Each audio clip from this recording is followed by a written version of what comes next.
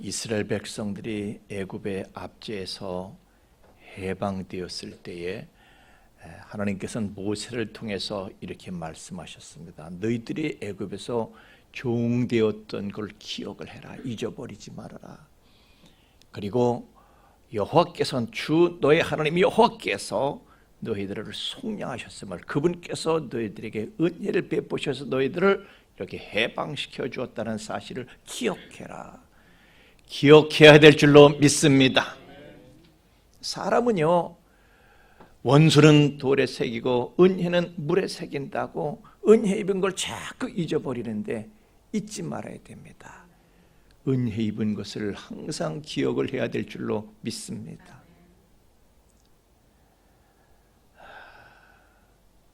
이스라엘 백성들에게 너희들 종 됐었지 기억해.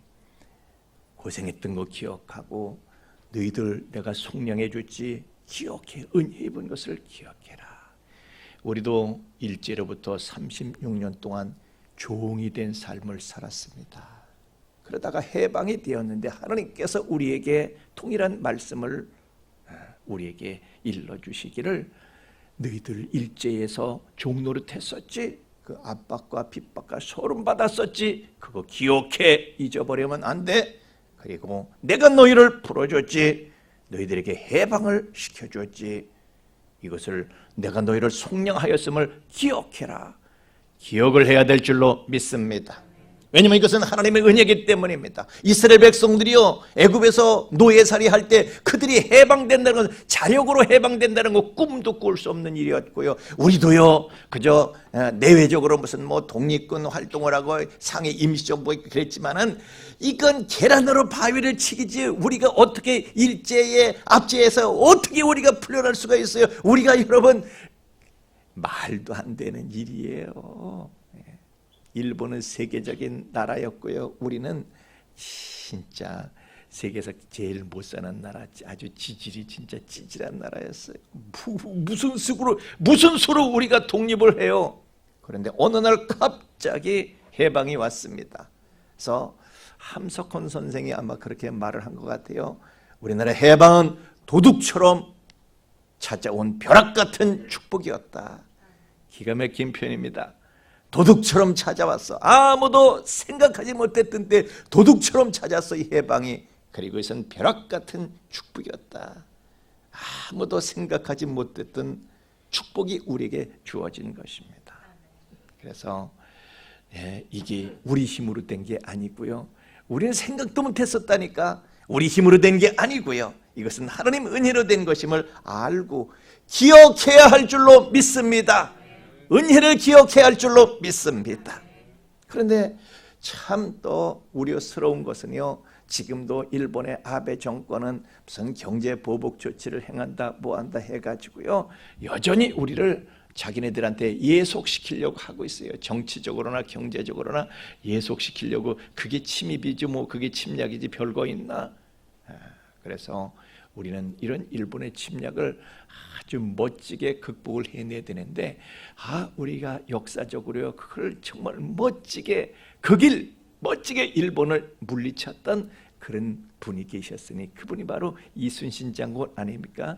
제가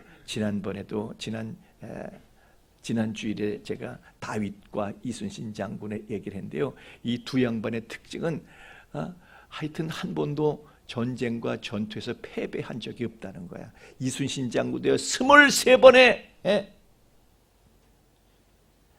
23번 전투를 치렀지만요, 이 23번의 전투에서 한 번도 패한 23전 23승이야. 세계 전쟁사에 유례가 없는 일입니다. 정말 명장이에요. 다윗하고 이순신 장군밖에 없다니까. 그런데 이분들의 그 빛나는 성공, 신화적인 그 업적은 그냥 우연히 주어진 것이 아니고요, 철저한 준비덕이었다. 특별히 이순신 장군이요, 얼마나 준비에 철저했는지 몰라요. 누구는요, 탁상에서 그냥 이론만 듣고, 탁상에서 뭐 그냥 현장이 중요한데, 그냥 책상머리에서요 무슨 뭐가 어쩌고 저쩌고 지 머리에서 나온 지식과 이론을 가지고 어쩌고 저쩌고 떠들었지만 이순신 장군 그게 아니에요. 실제로 현장 정보를 파악하고요 현장 중심에 준비를 철저하게 했던 그런 분이다 이거예요. 그 당시 우리 조선 땅의 최고 존엄이 누구예요? 선조 임금이었습니다. 그런데 이 양반은요 왕이 그냥 자기 친위 세력한테, 다시 말하면 선바들한테 둘러싸여 가지고 현장을 아나 궁궐 속에 있으니 구중 궁궐 속에서 뭘 현장을 알아요. 이놈이 이렇게 아부하고 저놈이 저렇게 아부하면 그런 줄 알지. 폐하 잘하고 계십니다. 잘하는 줄 알지. 아부하는 놈들한테 둘러싸여 가지고 그래가지고요 잘못된 정보를 일본 첩자의 정보를 듣고 간신들이 막 그러는 거예요. 폐하 부산으로 출정 명령을 내리시옵소서. 그게들이요 가보지도 않고 이순신 장군이 그 얘기를 듣고요 부산으로 갔다가는 내 부하망경 애국계 다 죽이게 생겼거든. 그래서 그 출전 명령을 거부합니다. 아니 세상에 생각을 해보세요. 왕명을 거부하면 이거예요. 이거 그냥 사형이지 뭐 별거 있어요. 그런데도 이순신 장군이요 내가 죽으면 죽었지 내 부하들을 죽일 수가 없다. 현장 정보를 그분은 현장 정보에 빠삭한 거예요.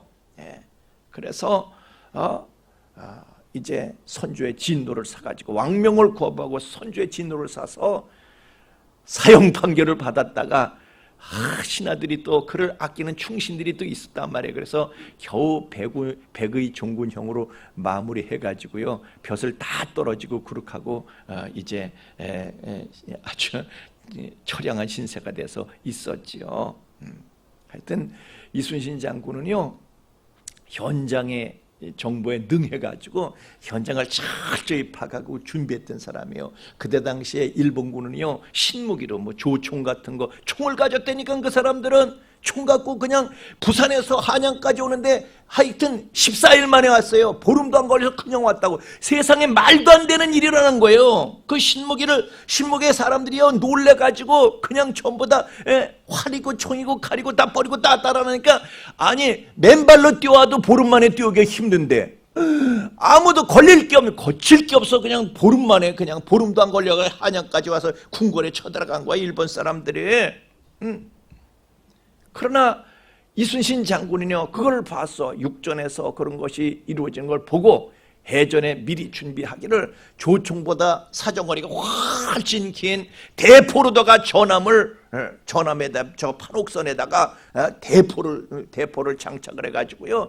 그래가지고 일본 함대하고 나설 때 쟤네들이 아무리 조총을 쏴봐야 오기도 전에 대포를 날려보니까 펑펑 깨지는 거예요. 물론 이제 판옥선의 구조와 일본 전함의 구조도 이제 다른데 지금 전쟁 얘기하는 시간 아니니까 그런 얘기는 생략하고 하여튼 이 배에 대해서도 그렇게 연구를 하고요. 현장 중심이야. 현장 중심. 얼만큼 이 사람이 현장을 중요하게 생각한지 몰라요.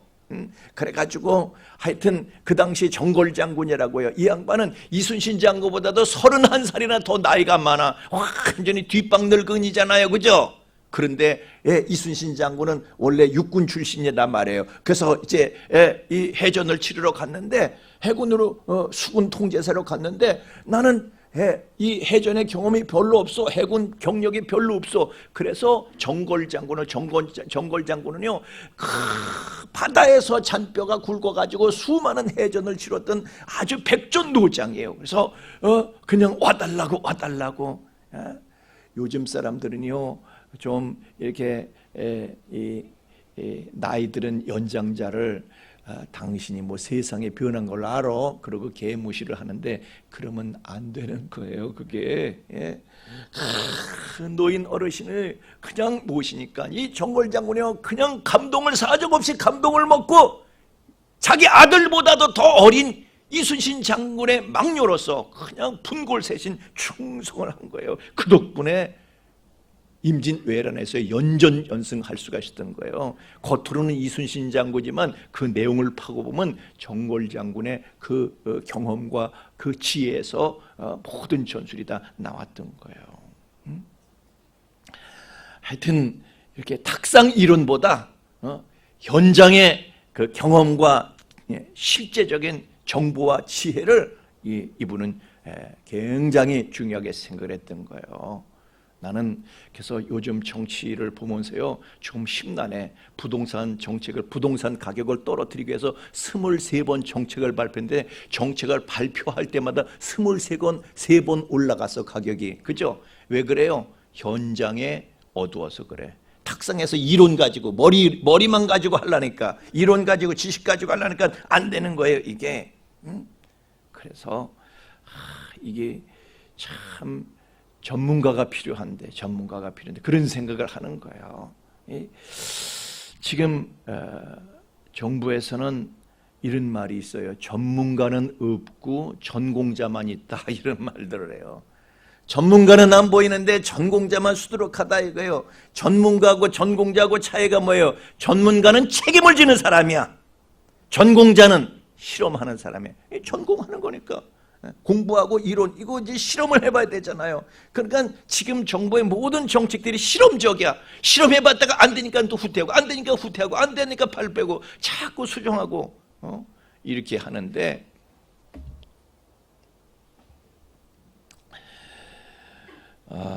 이게 과거 했던 모든 것들은 다 그냥 적폐다, 다 잘못됐다, 모조리 다 부인하고 우리 걸로, 새 걸로다가 다 하려고 그러는데 그렇게 하면 안 되는 거예요. 그렇게 하면 안 되는 거예요. 과거를 부인하면 안 되는 거예요. 여러분, 지혜와 지식이 있는데 지식보다 지혜, 성경은 지식보다 지혜를 강조하는 거예요. 이게 성경이에요. 하나님이 다 알고 그러시는 거예요. 지혜하고 지식은 달라요. 지식은 머리에서 나오는 거고요, 지혜는 현장에서, 경험에서 나오는 거예요. 경험에서 나오는 거예요. 새파란 사람들은 지식은 많은데 경험은 없는 거예요. 냉장고에 말이죠, 이 젊은 사람 냉장고에 그냥 시장에서 시장 받아가 그냥 때려 넣은 냉장고, 재료는 엄청 많아. 근데 재료는 엄청 많은데 맨날 굶어. 왜요? 요리할 줄을 몰라서. 근데 우리 박 권사님은요, 냉장고 열면 몇 가지가 없어. 근데 그 기가 막힌 요리가 나오는 거예요. 왜? 지혜가 있으니까. 우리 사모님 지혜가 있으셔야지. 재료가 없어도요 그 손이 마술을 부려가지고 기가 막힌 여러 가지 기가 막힌 음식들이 나오는 거예요. 그런데 젊은 사람들이 냉장 꽉 채워놓고 신랑 배를 굶겨. 왜? 할 줄을 모르니까. 지식만 가지고 안 해. 뭐는 몇 그램, 뭐는 몇 도에서 튀기고 해봐라 그래. 근데요, 경험이 많은 사람은 뭐 몇 도고 뭐 몇 그램이고 필요 없어. 그냥 척척척 하면 벌써 세상에 이런 맛이, 아니 세상에 이런 맛이 나오는 거예요. 지식보다 지혜가 중요한 줄로 믿습니다. 지식은 머리에서 나오는 것이고요, 이론에서 나오는 것이고요, 지혜는 경험에서 나오는 것이에요. 성경은 지혜가 중요하다 이거예요. 지혜를 저 히브리 말로 호크마라고 불러요. 호크마가 무슨 뜻이냐면 경험한다, 또 나이가 많다, 그런 뜻이에요. 아니, 나이가 많아야지 경험이 많지. 그래서 우리는 이 경험이 많으신 어르신들의 그 지혜를 존중히 여길 줄 알아야 할 줄로 믿습니다. 젊은 것들이 말이에요, 머리만 그냥 뭐 정보만 많아지고 빠삭해, 그것만 가지고 되는 게 아니까. 인생이 그렇게 되는 게 아니에요. 살아봐 글쎄. 네 머리의 생각대로 인생이 되는지 살아봐 글쎄. 지혜로 살아야 할 줄로 믿습니다. 아니, 지구상에 말이죠, 가장 머리가 좋고 가장 또 지혜도 많았던 사람이 솔로몬입니다. 지혜자 그러면 솔로몬을 들잖아요. 이 솔로몬이 죽을 때 자기 자식한테 유언을 했어요. 르호보암 일로 와봐 임마. 너 아버지 가고 나면은 너 노인 어르신들 국가 원로들의 지혜, 현장에서 나오는 그 경험에서 나오는 지혜, 그걸 네가 존중히 여겨야 된다. 그 지혜를 구해라. 그러고 갔는데요, 아버지가 없으니까 지가 왕이 돼가지고요, 왕이 되자마자 아이고 이 고리타분한 노인네들, 이 적폐, 이 수구적폐들, 이전 세력은 다 그냥 수구적폐로 간주하고 다 그냥 모조리 그냥 다 몰아내 버렸어. 당신들이 뭐 세상이 바뀐 당신들이 뭘 알아? 그래가지고요, 경험은 없고 생각과 이론만, 그냥 의욕만 넘치는 이 개혁파들, 전문 소장파들, 개혁파들을 전면에 포진을 시켰어. 그래서 어떻게 됐습니까? 머리 좋고 똑똑하고 이론이 그냥 많고 잘 될 줄 알았는데 결과가 뭡니까? 대박이 난 게 아니라 쪽박이 났어. 나라가 둘로 갈렸어. 북쪽에 10지파와 남쪽에 2지파로 나라가 그냥 갈려가지고 그냥 남과 북에 맨날 그냥 박터지게 싸우는 거야. 박터지게 싸우는 거야. 그게 이스라엘의 역사야. 우리는 연장자들의 경험과 지혜를 존중히 여길 줄 아는 그런 나라, 그런 교회가 되어야 될 줄로 믿습니다. 그런 가정이 되어야 될 줄로 믿습니다. 여러분, 로마 제국이 말이죠, 1000년을 갔어요. 세상에 1000년을 가는 제국이 없었어요. 그 사람들이 1000년을 제국간 1000년을 간 나라가 그렇게 1000년을 갔던 비결이 어디에 있습니까? 바로 원로원에 있어요. 원로원. 국가 원로들이 모여가지고 원로들의 경험과 지혜, 그것을 중요하게 생각하게 돼요. 로마는 원로원이 정치를 끌고 갔어요. 그래서 1000년을 갈 수가 있었던 거예요. 이게 역사의 증언입니다. 그래서 우리도요, 나라를 위한 기도를 정말 뜨겁게 해야 되는 것은, 제가 요즘 나라를 보면요, 참 뭐 좌파든 우파든 난 그런 건 잘 몰라. 보수가 뭔지 진보가 뭔지 난 그건 모르겠는데, 하여튼 양쪽이 말이에요, 양쪽이 갈라져 가지고 서로 화합할 줄도 모르고요, 서로 존중할 줄도 모르고, 이쪽 진영이 아니면 진영 논리에 빠져가지고 이쪽 진영이 아니면 다 틀렸어. 무조건 저쪽은 무조건 다 틀렸어. 저쪽 편은 경험이고 뭐고 너희들은 뭐해도 다 틀렸어 이것들아. 그렇게 하고 개무시를 하는 거예요. 서로 이렇게 하면 안 돼요. 정치라는 게 말이죠, 오늘 광복절 기념주일이기 때문에 제가 잠깐 얘기를 하는데, 정치라는 것은 보수와 진보가 양 수레바퀴와 같은 거예요. 그래서 한쪽이 빠져 달아나면 안 돼. 보수도요, 진보가 있어야 되는 것이고, 진보도요, 보수가 있어야 되는 것이고, 그렇게 균형을 맞춰서 이게 마차가 가는 것이지, 수레가 가는 것이지, 한쪽 바퀴가 빠지면요 뱅뱅 도는 거예요. 보수만 있으면 어떻게 되겠어요? 진보만 있으면 어떻게 되겠어요? 말하고 싶지 않고, 하여튼 우리가 예수님의 식탁에서 그 교훈을 봐야 돼요. 예수님의 식탁에 누가 있었습니까? 극좌와 극우가 있었어요. 극우가 누굽니까? 바로 세리마태입니다. 이 사람은 세부 공무원이야. 얼마나 보수 꼴통이겠어. 진짜 보수 꼰대 이 사람은. 그리고 시몬은 또요, 시몬은 혁명당원이야. 질로토라 해서 열심당원이야. 그 사람은요 완전히 얼마나 개혁적인지 몰라. 극좌야 극좌. 이 사람은 극좌 인사야. 그런데 막 예수님의 12제자 보면 다 성향이 달라. 그런데 그 서로 다른 그 사람들이요 다 하나가 돼가지고, 할렐루야, 서로 달라도 그들이 하나를 이룰 때, 서로 존중하고 사랑하고 용납하고 하나를 이룰 때에 그 예수 복음이 오늘날 온 천지를 다 뒤덮게 된 줄로 믿습니다. 우리가 그래서요 참 교회에서도요 서로 하나가 돼야 되고, 서로 용납하고 포용하고 끌어안고 존중히 여기고 하나가 돼서 우리의 지경을 넓혀가야 할 것이고, 우리 나라도, 우리 사랑하는 조국 대한민국도요 서로 하나가 되어야 되는데, 우리가요 해방전에는 그랬어. 해방전에도 좌파 우파가 다 있었던 거예요. 예를 들어서요, 뭐 문학가들만 하더라도 카프라 그래서, 이 카프는 바로 그 좌파 사람들이 자기네들이 동맹을 결성한 거거든요. 그러니까 하여튼 그때는 좀 배웠다면 다 좌파였어, 옛날에.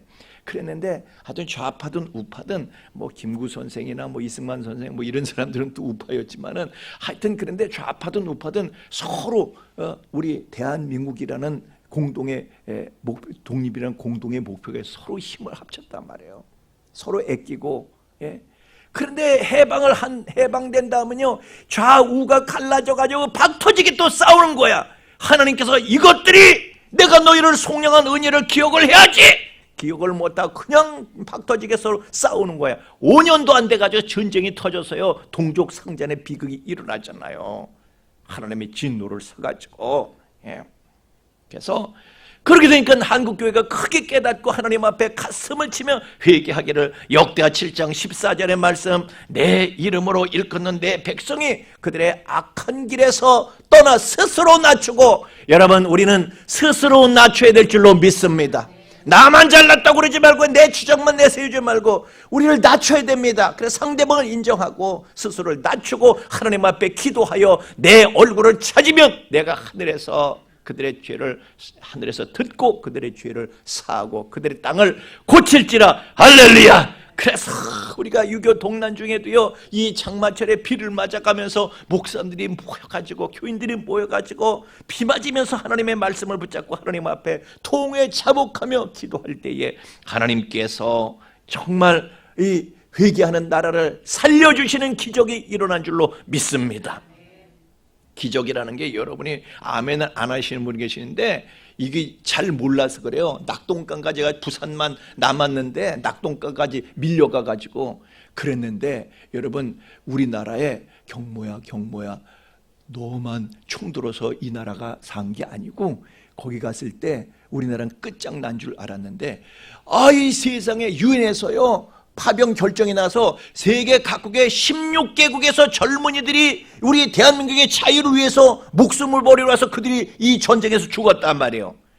세상에 어느 나라가 16개국의 젊은이들이 와서 그들의 자유를 위해서 목숨 바쳤던 예가 어디 있어요? 지구상에 다시 없어요. 전무후무한 일이 일어난 거예요. 이건 기적인 거예요.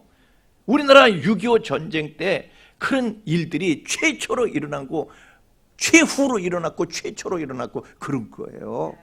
그런데 그런 그 유엔군 파병 결정도요 그냥 된 게 아니야. 안전보장 이사옥이 5개인가 있었는데, 그런데 그 중에서 한 나라만 반대해도 그게 안 되는데, 이 소련의 이 비신스키라는 사람, 비신스키 꼭 욕 같아 우리가 들으면, 그죠? 근데 그 스키가 욕은 아닙니다. 하여간 비신스키가 자동차가 그때 기 고장이 나가지고 그날 안전보장 이사회에 참석을 못해서 만장일치로 한국 파병이 결의가 돼가지고, 그래서 유엔의 결정 중에서 가장 잘한 결정이 바로 그 결정인 줄로 믿습니다. 가장 성공적인 사례야. 그렇게 해서 이 나라는 하나님의 사랑과 하나님의 은총으로 공산주의 발톱에서 벗어날 수 있었어요. 하나님께서 회개한 이 나라를 속량하셨음을 기억하라. 할렐루야. 하나님께서요 그렇게 16개국을 움직여 주시고, 또 우리나라에서도요 뭐 정말 6.25 때 혁혁한 공을 세운 사람들이 있죠. 자기 목숨 바쳐 싸우고, 하나님께서 그런 사람들을 사용하시고 대한민국을 살리시기 위해서 그런 사람들을 사용하셨는데, 그 조국을 위해서 목숨 바쳐 싸운 그 사람들을 우리가 존중을 해줘야지. 그걸 또 비난을 해. 무슨 암흑의 장군이 6.25 때 동족을 향해서 총을 쐈대. 아니 그럼 동족을 나한테 총 어떻게 말을 또 그렇게 해? 그 덕분에 자기가 김정은 밑에 안 있게 생겼는데, 그럼 지금 김정민 밑에서 우리가 그냥 억압을 당하고 우리가 밥 굶고 그렇게 해야지 속이 시원한 거예요? 지금 덕을 보고 어떻게 은혜를 입고 그렇게 말을 해? 은혜는 돌에 새기고 원수는 물에 새게 할 줄로 믿습니다. 근데 이거는 그냥 은혜는 그냥 물에 새기고 원수는 돌에 새기고 그렇게 하면 안 되는 거예요. 그건 성경이 아니에요.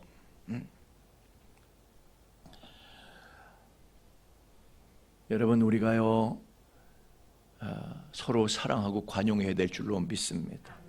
이순신 장군은요 얼마나 사랑이 넘치는 분이었는지, 다윗 장군도 이스라엘 이순신 장군 다윗도요 얼마나 백성을 사랑해. 자기가 쫓겨서 도망다니는 중에도 자기 그 국민들이 말이죠 다른 외적의 침입을 받으면 자기도 도망다니는 처지에 쫓아가지고 구해내고 그랬어요. 이순신 장군도요 국민들을 얼마나 사랑인지 몰라요. 그래서 내가 죽더라도 국민은 살리겠다. 그래가지고요 그 전란 중에 그 전라도 지역에 자기가 그 맡은 관할 지역이잖아요. 그 백성들한테 땅을 나눠주고 그걸 개간하고 경작할 수 있도록 그렇게 했어요. 전란 중에도. 예? 근데 이게 선조 임금이 볼 때는 너무나 괘씸한 거야. 이건 임금의 콧돌을 거스르는 하극상이야, 이게 세상에. 예? 야, 네 땅이냐? 왜 네가 네 맘대로 그렇게 해? 네가 막 나눠주고 거기서 막 경작해가고 네가 뭔데? 네가 이 주인이야? 네가 임금이야? 선조 임금은요, 참 저만 생각하는 사람이야. 저만 생각하는 사람. 남 생각할 줄은 모르던 사람이에요. 여러분 생각을 해보세요. 아니, 일본 사람들의 그때 그 왜군의 전략은 이거예요. 빨리 부산에 상륙하면 빨리 한양으로 치고 올라가가지고 조선의 임금을 빨리 우리가 체포해가지고 그 사람을 인질로 삼아서 조선의 군사들을 일본군한테 붙이고 조선의 식량도 우리한테 군량비도 우리한테 이렇게 확보를 합쳐가지고 그래 명나라를 치자. 그 사람들의 전략은 명나라를 치려고 했던 거예요. 합쳐가지고 명나라를 치자. 그래서 그냥 숨도 안 쉬고 한양까지 달려온 거예요. 그래서 왕궁에 들어간 거야. 왜? 아니 보름도 안 걸려서 왔으면 왕이, 아니 세상에 어떤 왕이 왕궁을 버리고 그래 전쟁을 좀 끌다가 몇 달을 하다가 도망을 가는 거지. 보름도 안 돼서 열흘 넘게 겨우 그 남짓해서 왔는데, 그래서 당연히 있겠거니 잡으려고 하니까 왕이 없는 거야. 왜? 내빼떼는 거야. 벌써 내빼. 아니 이럴 수가. 롤수 이럴 수가. 아니 그런 왕이 어디 있어 세상에. 국민들 버리고 수도를 버리고 어떻게 롤수 이럴 수가. 그래서 어디 갔냐? 평양 갔대. 또 평양 쫓아갔더니 어느새 벌써 또 의주로 내뺀 거야. 롤수 이럴 수가. 그래서요 일본군이 멘붕이 와가지고 전략 수정을 한 거 아니에요 그때. 하여튼 일본 사람이 멘붕을 일으킬 정도로 선조 임금은 저만 생각해서 그냥 들이치고 내빼고 그냥 저만 생각해. 백성들은 나중에도 없었던 것 같아 내가 볼 때는. 그러니 그런 사람이 이순신을 보면요, 이 사람은 백성만 생각하는 거야. 국민만 생각하는 거야. 그러니까 이순신을 보면 하는 짓마다 그냥 볼 때마다 빡치는 거야. 예, 그래가지고 네가 임금이냐? 이게 어이가 없네. 선조 임금은요 이순신을 항상 어이가 없네 그랬어. 그러니까 그 눈치를 알고요. 또 선바들 있잖아요. 선바들, 그죠? 예? 선바들이 있는 거야. 그냥 이것들은 개거품을 물고 그냥 이순신 흔들기에 그냥 바쁜 거야. 그냥 아주 융단 폭격, 집단 폭격을 하면서 이순신을 헐뜯고 그냥 퇴출시키려고 말이에요. 참 그래서요 이순신이 딱 아는 거예요. 내가 목숨을 부지한 채로 이 전쟁이 끝나면은 나는 저것들한테 영모죄로 몰려가지고, 조선시대에 영모죄로 몰리면요, 영모죄 걸리면 본인 목숨 날아가는 건 그건 물론이고 삼족을 멸하게 돼 있어요. 안 되겠다. 내가 부엉이 바에서 떨어지든지 뭐 하든지 생각. 내가 산 채로 전쟁이 끝나면 안 된다. 그래서 마지막 전쟁이 노량해전인데 노량해전에 갑옷을 벗었어. 그 일본군의 조총 총단에 맞아서 죽었어요. 그래서 사람들은, 역사가들은 그걸 두고 자살을 한 것이다. 전쟁 끝나고 어떻게 될지를 알고 자살을 한 것이다. 이것이 이제 역사가들의, 그렇게 주장하는 역사가들이 많습니다. 하여튼 어쨌든 어쨌거나 저쨌거나 정치는 국태민안을 추구해야 될 줄로 믿습니다. 국태민안, 백성들이 편안해야 되는 거예요. 국민만 생각해야 되는 거예요. 그런데 지금 부동산 관련한 이런 이 고위직 공무원들, 부동산 관련한 부처의 고위직 공무원들은 10명 중에 4명이 다주택자래. 서울 강남에 집을 몇 채씩 갖고 있어가지고 그 사람들이 정책을 하면 어떻게 돼 있어요? 부동산 정책을 하면 집값이 올라가도록 하겠어요? 내려가도록 하겠어요? 겉으로 볼 땐 떨어지게 하는데 뒷구멍으로는 뒷구멍으로 올라가게 할 거 아니에요. 예? 아니, 내 집이 몇 채인데 겉으로는 겉으로는 분명히 집값이 떨어지는 정책이야. 근데 실제로는 어떻게 해요? 집값이 올라가. 그래서 뭐 이준석인가 누구는 문재인 정권 들어설 때 집을 한 채 샀는데 지금 2배로 올라갔대. 그리고 하여튼 뭐 그렇게 말을 하고 있어. 그래서 야 너희들 집 내놔라 이랬더니 청와대 수석 비서관 5명이 일괄 사표를 냈어. 왜? 집은 못 내놓겠다는 거야. 못 팔겠다는 거야. 예? 그 사람들이 그래서 진중권 씨가 하는 얘기가 집보다 집이 더 중요하다 그랬어. 응? 이렇게 하면 안 되는 거예요. 하여튼 우리가 나라를 위해서 기도를 많이 해야 될 줄로 믿습니다. 예. 이순신 장군은요 자기 살 생각 안 한 사람이에요. 전란 속에서도 자기 살 생각은 안 하고 국민들 살릴 생각만 하는 거야. 이렇게 하면은 어떻게 될지 알면서도요 나는 죽어도 좋아 내 부하들 살리고 국민들 살리면 돼. 그래가지고 그냥 전란 좌우간 임진년에 전쟁이 터져서 정유년 7년 그동안에 다른 지역의 국민들은 전쟁이 터져서 뭘 먹고 살아요? 다 굶어 죽지. 그런데 전라도 지역의 국민들은 다 그때 굶지 않고 먹고 살았다는 얘기야. 아시죠? 전라도 사람들만 배를 골지 않았단 말이에요. 왜 그래요? 그건 이순신이 경제 전문가야? 아니에요. 그 사람은 무관이지 문관이 아니에요. 경제 전문가가 아니야. 그러나 where there's a will, there is way 이런 말이 있어요. 뜻이 있으면 길이 있다 이거에 뜻이 있는 거예요. 백성을 살릴 뜻이 있으니까 백성을 살릴 수 있는 길이 있었던 거예요. 마음이 중요한 건 마음이. 그래서 나는 지금 여든 야든 하여튼 정치 지도자들이 국민을 위하는 마음이 있어야 된다. 할렐루야. 예. 국민을 개 돼지로 보지 말고 국민을 주인으로 생각해. 민주주의가 민주 국민이 주인이 되는 나라가 민주주의다 이거예요. 그래서 여든 야든 국민을 이용해서 지 정권을 잡고 정권을 유지하려고 이런 것들을 그만해 좀 그만하고 그들이 정말 국민을 주인으로 알고 국민을 하늘처럼 섬기고 국민을 어려워할 줄 알고 두려워할 줄 아는 그러한 대한민국의 정치가 되도록 여러분 위해서 기도해 주시길 예수님 이름으로 부탁을 드립니다. 이순신 장군은요 국민만 생각하는 거예요. 그래서 국민들의 생업을 염려해서 그냥 배려를 해주고 사상자를 어떻게든 사상자를 줄이려고 그냥 절치부심을 그냥 한산선 달밝은 밤에도 수루에 홀로 앉아서 그냥 긴 칼 옆에 차고 깊은 시름에 잠기고 왜? 국민들을 생각하니까 나라를 생각하니까 그런 거예요. 자기 생각해서 그런 게 아니라 그래가지고 그냥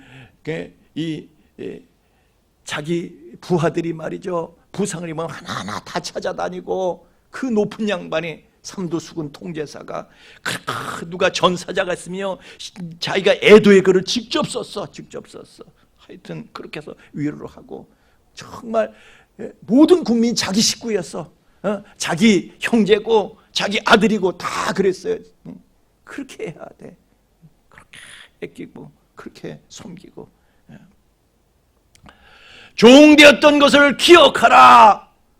주 너의 하나님께서 너를 속량하신 것을 기억해라. 기억을 해야 될 줄로 믿습니다. 우리는요 정말 우리 얼마나 전쟁의 종이었고 가난의 종이었고 그런데 하나님께서 우리를 전쟁으로부터 건져주시고 가난으로부터 우리를 건져주신 줄 믿습니다. 그 속량하신 은혜를 잊으면 안 돼요. 하나님의 은혜로 우리는 아시아의 4마리 용 가운데 하나로 우리는 정말 이렇게까지 컸어요. 우리가 우리의 조국이 이렇게 되기까지 그것을 위해서 애쓴 사람들 하나님께서 세워서 하나님이 쓰셨어. 그 사람들이 나라를 위해서 애를 썼어. 그 사람들의 노고를 인정하고 존중하고 그래야지 그걸 비난하고 내가 보면 말이죠 옛날 사람들을 그저 초대 대통령 이승만 박사부터 시작해서 이렇게 보면은 그냥 무조건 비난하고 깎아내리고 그런데 공은 없어져서 과만 있지 그냥 다 적폐로만 몰아가지고 이렇게 하면 안 되는 거예요. 다 공도 있고 과도 있고 지나간 분들은요 우리가 과는 있고 공을 인정하고 존중하고 관용하고 기념하고 그러는 나라가 온고이 지신 과거를 우리가 통해서 배우고 새로워지는데 활용해야 될 줄로 믿습니다. 세계 경제에 3대 기적이 있어요. 하나는 라인강의 기적입니다. 여러분 다 아시는 대로. 또 하나는 동경만의 기적입니다. 여러분 다 아시는 대로. 그리고 또 하나는 한강의 기적입니다. 이게 세계 경제의 3대 기적이라고 불러요. 그렇지만 엄밀하게 말하면 이 라인강의 기적과 동경만의 기적은 사실은 기적이 아니에요. 그건 당연한 것이지. 왜냐하면 그 일본 사람들이나 독일 사람들은요, 그 사람들은 그만큼 벌써 경제를 발전시키고 지식을 축적하고 자본을 축적시키고, 그들은 능력이 있어가지고요 세계를 향해서 총과 대포를 들었던 사람들이에요. 전범국이야, 전범국. 세계를 상대로 전쟁을 일으켰던 사람들이에요.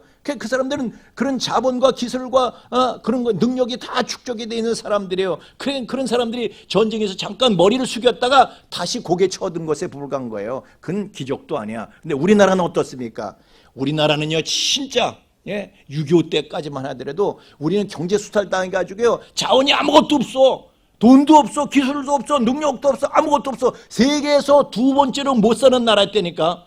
하여튼 아프리카보다도 못 살았어요. 우리가 필리핀보다 못 살고 태국보다 못 살고. 아세요? 지금은 그 사람들이 코리안 드림을 가지고 이 나라 오지만 옛날에는요 그 사람들이 우리나라를 지원하고 와서 도와줬다니까.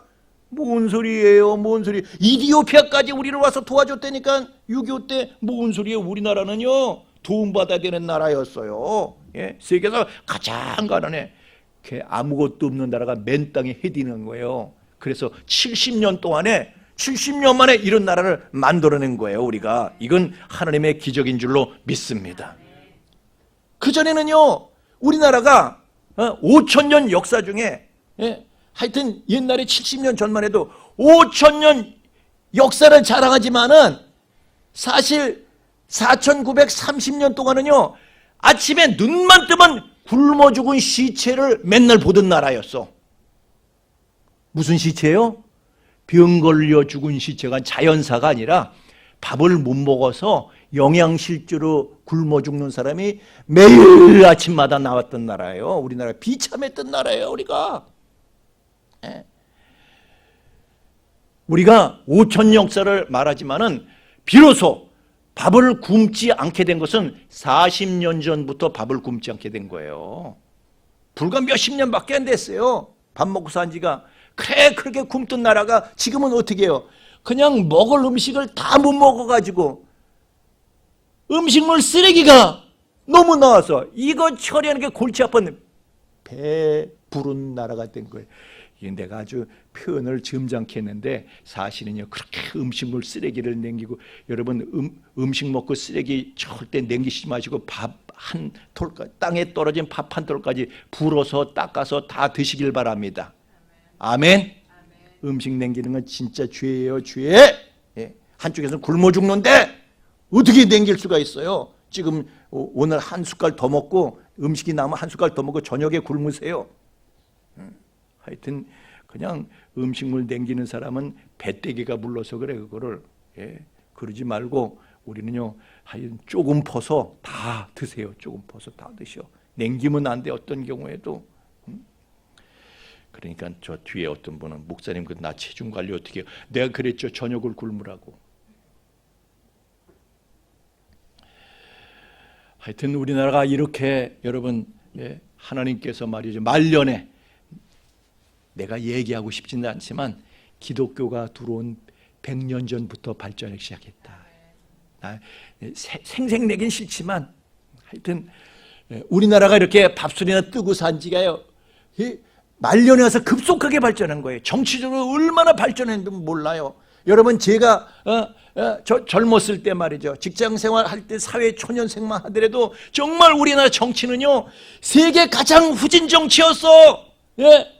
우리 장욱 집사님도 여기 있지만은 저요 사회생활 하면서 넥타이 메고 종로거리로 데모하러 나간 거예요. 점심시간이면은 체류탄 가서 뒤집어 쓰고. 왜? 살인마가 어떻게 살인마가 어떻게 대통령과 살인마가 어떻게 장관을 하고, 도대체가 이게 말이 되는 나라입니까? 그 데모를 하면서도 이 군부 독재가 청산되리라는 희망이 없어서 절망하면서 오죽하면 제가 언젠가도 누구한테 얘기를 했지만 나 그때 진짜 분신자살하고 싶었어요. 내 죽음을 통해서라도 좀 알리고 싶었어. 이 얼마나 부당한 정권이며 이 얼마나 불의한 자들인가 알리고 싶었어. 이 나라를 정의 위에 세워야 된다고 알리고 싶었어. 그런데 지금 어떻습니까? 야, 지금은요 정말 정치가 얼마나 발전했는가 하면 대통령도 죄를 지으면 감옥에 보낼 수 있어. 대단한 나라야. 그래서 대통령마다 그래서 다 감옥 보냈냐? 또 그것도 문제야. 우리가 정치가 발전한 건 좋지만은 뭐 좀 적당히 했으면 좋겠어. 아멘입니까? 좀 그래도 또 공은 공이고 과는 과고 이렇게 해서요 좀 이렇게 화해 차원에서 그냥 우리나라는 그냥 정권만 바뀌면 정치 보복이야. 좀 그러면 또 안 돼요. 그것도 하여튼 우리가요 과거도 인정할 줄 알아야 돼. 할렐루야. 지혜를 얻어야 된다. 제가 그런 말씀을 드리는 거예요. 어쨌든 우리나라는 지금 정치 선진국이 됐고요. 모든 면에서 한국산이 다 최고야 이제는. 그죠? 여러분 옷을 입더라도요 한국산이 좋아. 아멘? 그래서 여러분이 옷 살 때 이게 우리 국산 섬유로 만든 국산 기술로 만든 옷인가? 그러면 여러분은 그걸 안심하고 입고요. 국산품이 아니다 에이 그러잖아요. 뭐 우리가 말이죠 뭐 도구를 하나 사더라도 이게 메이드 인 코리아인가 그거 확인하잖아요. 메이드 인 코리아가 아니면 에이 여러분 음식을 하나 먹더라도요 이게 우리나라 토종인가 한국산인가 수입품인가 이거 보잖아요. 고기 한 점을 먹더라도 수입산인지 한우인지 그거 따지잖아요. 지금은 한국이 다 최고인 줄 믿습니다. BTS 방탄소년 저는 방탄 목사. 하여튼 한국산이 다 최고야. 지금은 한국산이 다 최고야. 꿈 같은 일이 벌어지고 있는 거예요. 5,000년 역사의 마지막 몇십 년 동안 꿈 같은 일이 기독교가 들어와서 한국을 일으키고 있는데 하여튼 꿈 같은 일이 벌어지고 있는 거예요. 그래서 오늘날 이와 같이 이 꿈 같은 일을 이루기 위해서 한국교회는 100년 전부터 울면서 기도를 해왔던 거예요.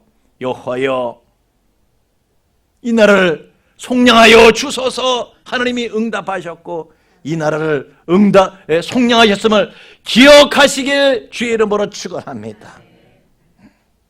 오늘날 이와 같이 발전된 조국을 만들기 위해서 하나님께서도 은혜 주셨고 하나님이 세우셔서 또한 사용하신 그 사람들의 그 공로도 우리가 인정을 하고 존중을 해줘야지 그냥 무조건 다 그냥 무시하고 짓밟고 이렇게 하면 안 되는 거예요. 그래서 관용과 사랑의 정신이 그런 풍토가 우리나라에 좀 이렇게 풍성해지기를 원합니다.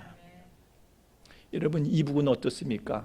이북은 옛날 거 뭐야 지주 자본가 그냥 옛날 건 인정을 안 했어. 다 들었고 다 숙청하고 다 때려잡았어. 그죠? 그렇게 하고 나라를 세웠어. 어떻게 됐습니까 지금? 굶어 죽고 있잖아요. 꽃제비 많고 그냥 굶어 죽고 있잖아요. 우리나라는 강남제에 비하면 거긴 꽃제비야. 아주 굶어 죽어. 그런데 그 굶어 죽고 가면서도 그 사람들은 그런 노래를 해야 돼요. 우리는 행복해요. 그런 노래를 불러야 돼. 그런 노래 안 부르면요 가는 거야. 그냥 김정은 장군님만 무조건 찬양해야 돼. 만약 김정은 장군님 아닌 예수를 찬양했다 그러면요 거기도 저 김정은 장군한테 무조건 충성하는 진영놀래 사라져 무조건 충성하는 김빠들이 있어. 김빠들이 가만히 안 놔도 그냥 장군님 독재가 싫다고 그냥 탈출하잖아요. 그럼 잡아가 정치범 수용소로 무조건 보내는 거예요. 그러면 정치범 수용소에 가면요 짐승도사라들이 잡아버려. 하여튼 그 정치범 수용소에 비참한 거 우리 기독교인들이 거기 잡혀가가지고 예수 찬양하다가 걸려가지고 거기 가서 어떻게 되는지 제가 전에 한번 잠깐 언급한 적이 있는데 하여튼 막 그냥 지금 시간이 다 돼서 제가 거기까지는 얘기 안 합니다. 짐승도살하듯이 사람이 아니문이다예요. 사람이 너무너무 마음 아픈 현실입니다. 한반도에서는요 증오의 풍토가 사라져야 할 줄로 믿습니다. 서로 품어주고 관용하고 인정하는 그러한 사랑과 관용의 풍토가 이 나라에서 싹트고 자라나야 할 줄로 믿습니다. 그럴 때 하나님께서 축복하시는 거예요. 노아 홍수가 왜 났어요? 노아 홍수가 죄악이 관영하니까 하나님이 심판하신 거예요. 죄악이 관영해. 죄악의 홍수는요 하나님의 홍수 심판을 소환해내는 거예요. 그러나 관용과 사랑의 홍수가 나게 되면은 하나님의 축복을 견인하게 되는 줄로 믿습니다.